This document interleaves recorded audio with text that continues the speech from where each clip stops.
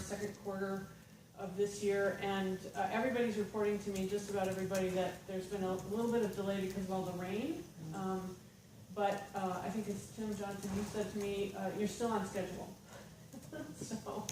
So we're, people are encountering weather problems, but they're pushing through. And I think if you got the e-blast yesterday and looked at the article that Aaron Brown put out on his blog, you can see the guy in neck-deep water putting in the conduit. It's a pretty amazing shot.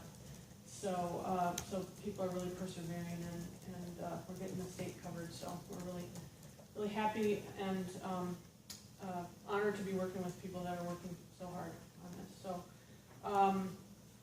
other than that, I'm going to just open it up if you have any questions, or pass it back to Dana if there's anything else we should mention.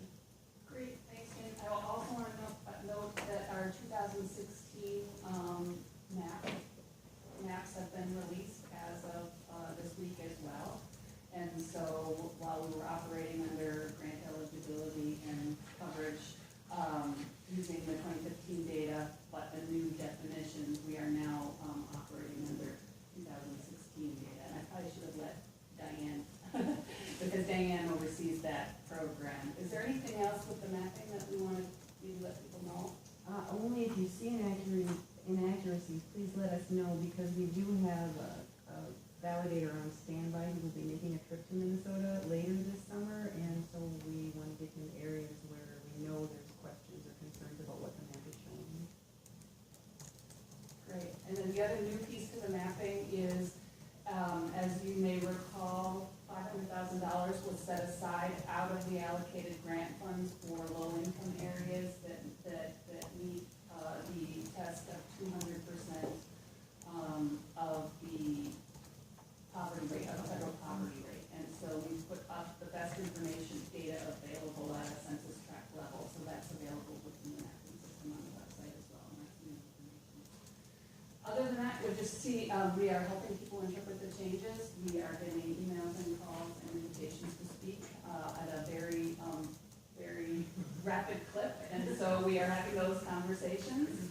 We very much anticipate a large competitive pool of applications. We're seeing expanded interest in areas where we've seen it before, from places like counties. We are seeing new interest. We're seeing some interesting combinations that involve new players like electric co-ops and others. The wireless folks have reached out to us, so we are anticipating an interesting and robust pool of applications, which, as I mentioned yesterday, that another group is going to be a growth spurt for our office, because the last two rounds have allowed the grant review team to touch every application, and we anticipate a high enough volume that we're going to have to be ramping up our system so that we can handle, we're estimating up to double the applications of what we've seen. With that, I think I may have touched on just non-grant pieces.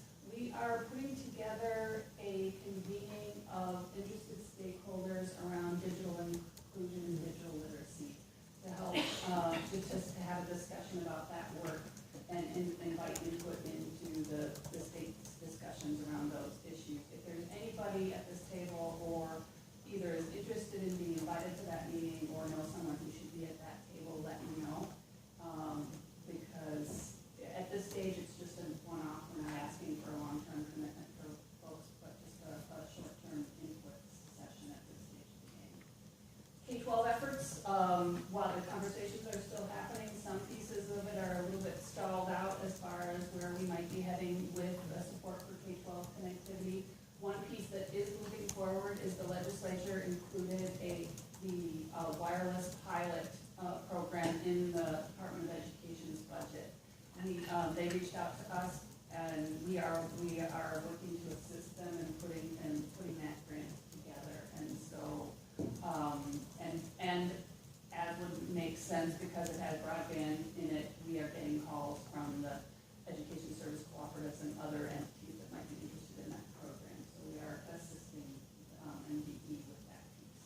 And then just briefly also, the conversations are happening. USAC has reached out to us and is looping us into the conversations about the transition of the Lifeline program, which is the universal service low-income support program that has traditionally gone just to phone users and is being transitioned to broadband. And so they are looping us into those conversations. And we're having one conversation with them. I think that's an overview of the big chunks. Questions for Dan? Get into the office. Thank you, Madam Chair. I was just wondering about the 2016 maps. Those maps are incredibly popular. People look at them and they understand them and it sends such a message.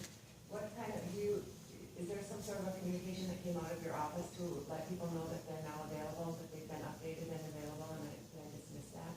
The e-blast went out yesterday announcing their availability. So that was in that e-blast. I got to the picture of the guy in the water and I quit. Okay. Keep reading. Okay, I know. There is, but if you have other outlets that you would recommend us, that we provide an announcement, we'd be happy to do too, because the more people get those done, the better. Yes. And we've got some of our constituents are now trained to look at them and know what they are, and so there is a high level of interest from your office on that. And then the other thing that I was curious about is the wireless pilot programs, grant program in the K12 system. Do you have, I haven't seen anything from the department that they're starting to solicit information and inquiries, and so I'd like to know if there's, and you don't have to answer this today, if there's anything that we can do at MSBA to make sure that the information or the accessibility to those grants is equal to all school districts, instead of just those who have the wherewithal to know to inquire. Absolutely, and that's part of why we want to stay involved in that dialogue, because in addition to that, the person who has an MDE is retiring during this period where we will be launching it, so that we will be bird dogging for that, and I'd love to work with you to make sure that we get that information